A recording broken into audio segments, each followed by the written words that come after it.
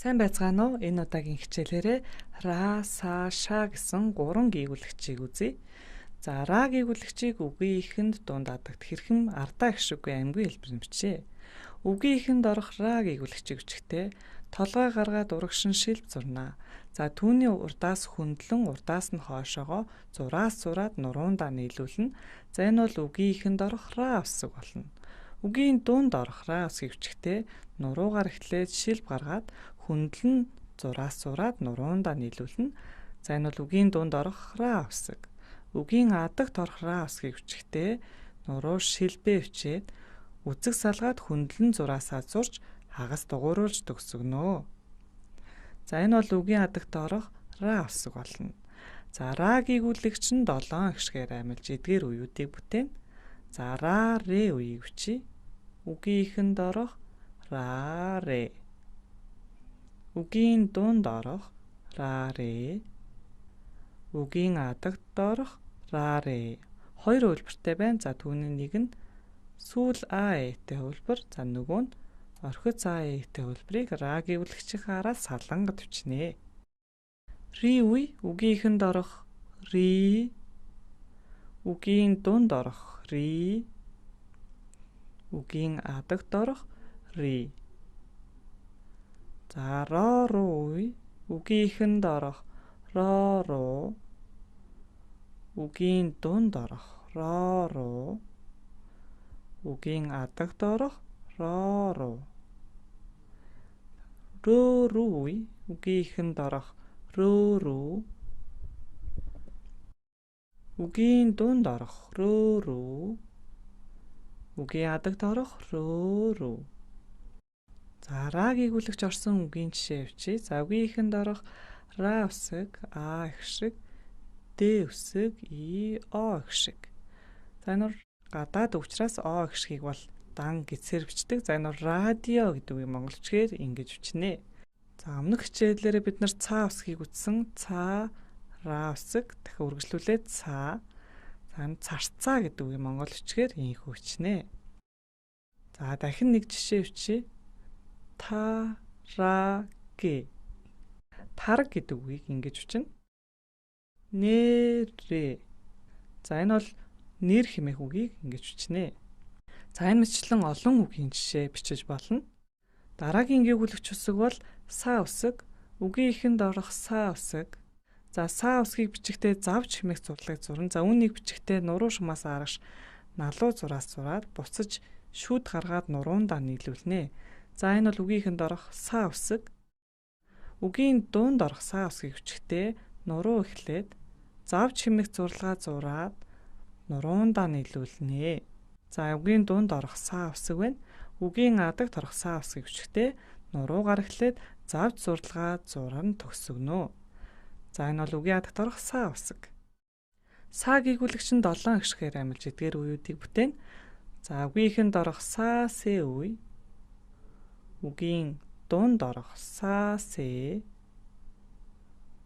Үгийн адагт орох са, сэ. Си үе үгийн ихэнд орох си. Үгийн дунд орох си.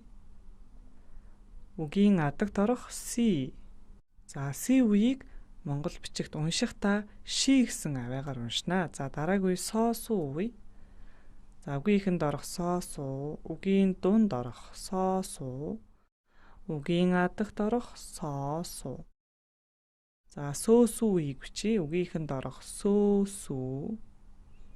Үгийн дунд орох сөө, сүү. Үгийн адагт орох сөө, сүү. За, са гүйгүүлэгчийг бол завжид усаг хэмээн нэрлэдэг. За, са усаг орсон үгийн жишээ бичье. За, үгийн ихэнд орох са. За, ра гүйгүүлэгчээ залгаад наах усгээр төгсгий. За, энэ бол саран хэмээх үгийг ийхүү бичнэ. За, са усаг. За, энэ бол сарлуг гэж бичиж байна. За, энэ бол сарлаг хэмээх үгийг монгол бичигт ингэж бичнэ. За, үгийн ихэнд орох уу их шиг суу үеийг бичлээ. За, энэ бол ус хэмээх үгийг уусуу гэж бичдэг.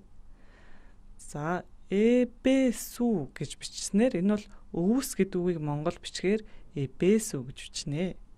За энэ мэтчлэн олон үгийн жишээг бичиж болно. За дараагийн гүйгүүлэгч үсэг бол шаа үсэг. За үгийн ихэнд орох шаа үсгийг бичихтэй за зав чимээх зурлагаа бичээд за түүн дээр бол ялах тэмдгийг нэмт тэмдэглэснээр шаа үсэг болдог. За үгийн ихэнд орох шаа жавс зурлагаа зураад ард нь ялах тэмдэг давхар цэгийг тавьснаар шаа үсэг болно. Үгийн дунд орох шаа үсэг за үндсэн зурлаг жавж зурлагаа бичээд түүний ард талд давхар цэг ялах тэмдгээ тавина. За үгийн адагт орох шаа үсэг дангаар орохгүй. За шаа гүйгүүлэгч нь 7 гişгээр амилж эдгээр үеүүдийг бүтээн. За тэгэхээр үгийн ихэнд орох шаа шээ үеийг бичье. За үгийн ихэнд орох шаа шээ, үгийн дунд орох шаа шээ, үгийн адагт орох шаа шээ. За ши үе үгийн ихэнд орох ши, үгийн дунд орох ши, үгийн адагт орох ши. Ши үе зарчмын дагуу давхар цэгтэй бичигдэх боловч за си үеийг ихэвчлэн ши үсгээ орлуулан хэрэглэдэг. За шоо шүү үе үгийн ихэнд орох шоо шүү, үгийн дунд орох шоо шүү, үгийн адагт орох шоо шүү. За шөө шүү үеийг бичиж үгийн ихэнд орох шөө шүү, үгийн дунд орох шөө шүү, үгийн адагт орох шөө шүү. За шаа үсэг орсон үгийн жишээ бичиж шаа.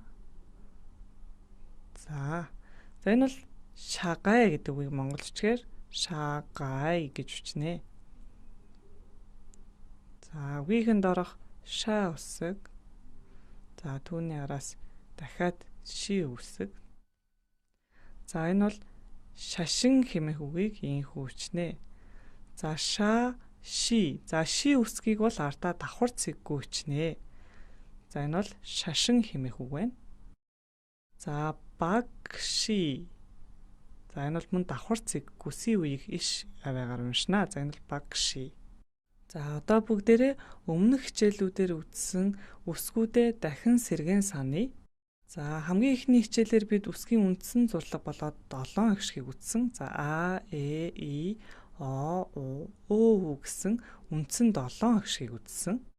За дараагийн гүйгүүлэгч үсэг бол на, ма, ла гэсэн 3 титэмт гүйгүүлэгчийг үзсэн. За ба, ха, га гэсэн нунт гүйгүүлэгчийг бас үзсэн. За түүний дараа бид нэр жа, за, я гэсэн шилбэт гүйгүүлэгчийг үзсэн. За өмнөх хичээлээрээ бид та, да, ча, ца гэсэн 4 гүйгүүлэгчийг үзсэн.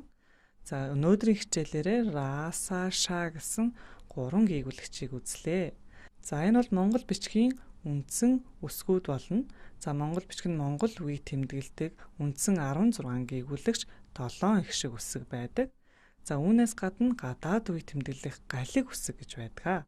За энэ удаагийн хичээлээрээ бид 16 гүйгүүлэгч үсэг үндсэн 7 гişгээ бүгдийг нь үзэж дуусгалаа. За дараагийн хичээлээрээ галиг үсгүүдийг үзэх болно. За энэ удаагийн хичээл үүгээр дуусч байна. Дараагийн хичээлээрээ дахин уулзлаа. Баяртай.